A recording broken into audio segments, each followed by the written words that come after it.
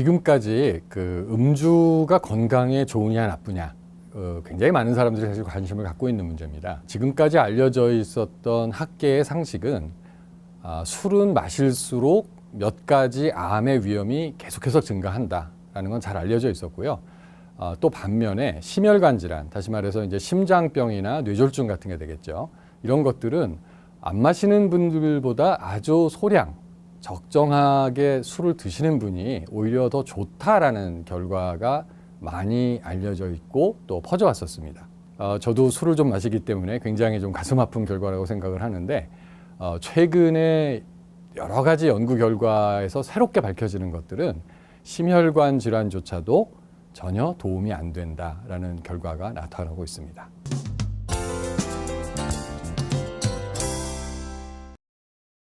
술을 잘 받는 분이 있고 안 받는 분이 있습니다. 이 얘기를 조금 설명을 드리기 위해서는 알코올의 분해 과정을 아주 간략하게 좀 이해를 하시는 게 필요할 것 같습니다. 우선 알코올은 우리 몸에서 알데하이드로 변했다가 다시 분해가 됩니다. 우선 알데하이드가 된 다음에 분해가 될 때 알데하이드의 처리 능력이 결국 그 술의 분해 능력이 됩니다.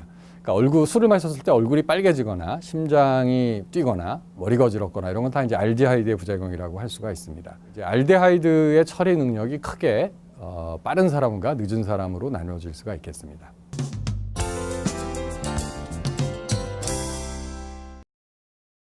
서양인의 경우에는 이 알데하이드의 처리 능력이 떨어지는 사람이 없다고 보시면 맞습니다. 동양인의 경우, 또 한국인에서는 3분의 1 정도가 한 짝, 두 짝 중에서 하나의 유전자가 분해 능력이 떨어집니다. 한 1% 정도의 사람은 두 짝이 다 분해 능력이 떨어집니다. 그렇기 때문에 이런 분들은 술을 마시면 진짜로 기절하실 수도 있고 정말 큰 무리가 나실 수도 있습니다.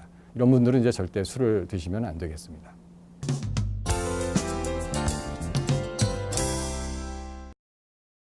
자기의 알코올 분해 능력을 평가하는 가장 좋은 방법은 사실 이제 유전자 검사를 하는 겁니다.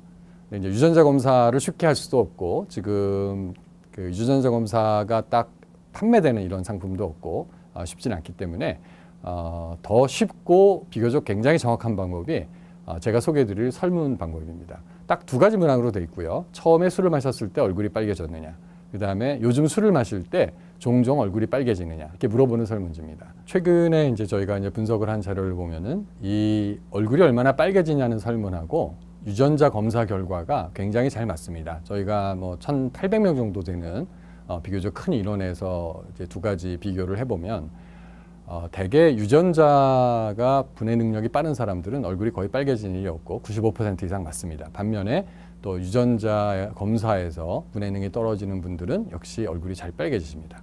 근데 재밌는 현상은 뭐냐면은 얼굴이 조금 빨개져도 술을 참 잘 드시는 분이 있습니다. 이런 분들은 그러면은 분해 능력이 뛰어난 거냐?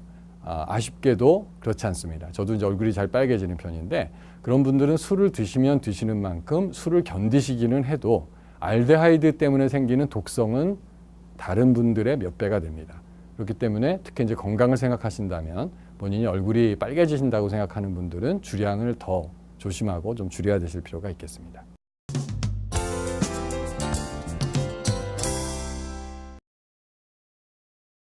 분해 능력이 뛰어난 분이라고 해서 술에 의한 건강 피해가 없느냐? 그렇지는 않습니다. 술 분해 능력이 뛰어나신 분들 중에서 알코올 중독자가 아주 많이 나옵니다.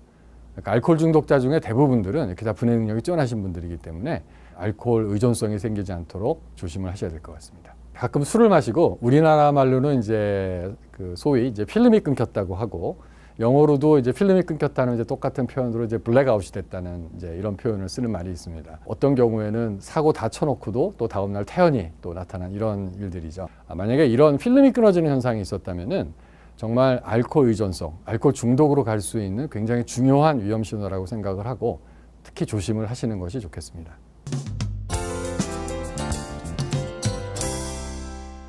최근에 이제 비만 관리가 중요해지고 모든 분들이 이제 체격 관리를 하시려고 노력을 하는데 제가 볼 때는 가장 중요한 조심해야 될 항목 중에 하나가 음주라고 생각을 합니다. 알코올은 지방과 비슷한 수준의 고칼로리 식품입니다.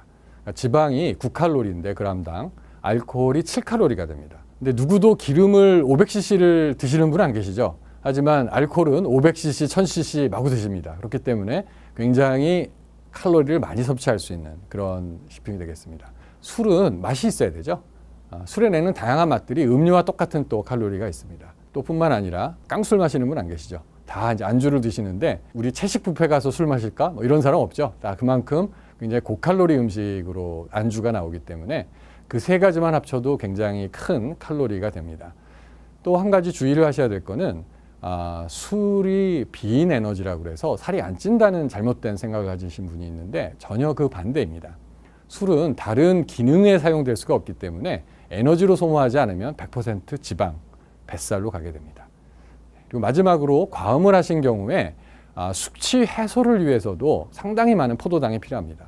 그러니까 밥을 먹어야 되고 꿀물 먹어야 되고 평상시보다 훨씬 더 많은 탄수화물을 섭취하게 되는데 이게 제대로 분해가 되는 게 아니라 알코올 분해를 위해서 빨리 사용이 되고 또 다 잉여 에너지가 됩니다. 그래서 이런 여러 가지 이유들로 해서 특히 다량의 음주는 비만 관리를 할 때, 체격 관리를 할 때 가장 조심하셔야 되는 내용 중에 하나가 되겠습니다. 우리나라가 이제 사회 계층이 높을수록 소득이 높을수록 점점 이제 비만이 감소하는 추세로 나타나고 있습니다. 근데 재미있는 거는 남자하고 여자가 굉장히 다른 모습을 보여주고 있습니다. 여자분들은 상위 소득 계층이 될수록 비만율이 적어지고 좀 날씬한 특성을 보이는 반면에 재미있는 거는 남자는 아직까지도 상위 소득 계층으로 갈수록 비만도도 높고 과체중도 많고 이런 현상을 보여주고 있습니다. 아마 이런 것들의 원인이 뭔지는 다양한 이유가 있겠습니다. 하지만 제가 생각할 때는 특히 이제 남성분들, 고소득 남성분들인 경우에 회식 자리가 많고 술자리가 잦고 음주가 비만을 일으킨다는 것을 보여주는 아주 좋은 그런 자료라고 생각이 됩니다.